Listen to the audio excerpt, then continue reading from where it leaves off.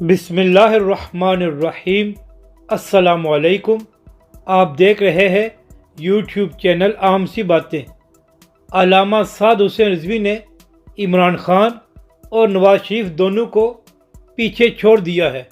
ناظرین کرام، 3 دن پہلے علامہ سعد حسین رضوی کا نکاح ہوا ہے، تو اس موقع پر بھی ہزاروں کی تعداد میں تحریک لبیک کے کارکن وہاں پر موجود تھے، اور آج تحریک لبیک کے سربراہ علامہ سعد حسین رضوی کا ولیمہ تھا۔ تو پہلے علامہ سعد حسین رضوی نے اپنا ولیمہ یتیم بچوں کے ساتھ منایا، اور اس کے بعد تمام کارکنوں کو دعوت دی گئی تھی۔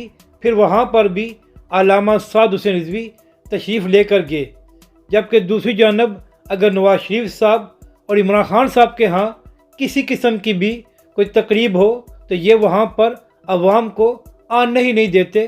ان لوگوں کو صرف عوام کی یاد ووٹوں کے وقت آتی ہے۔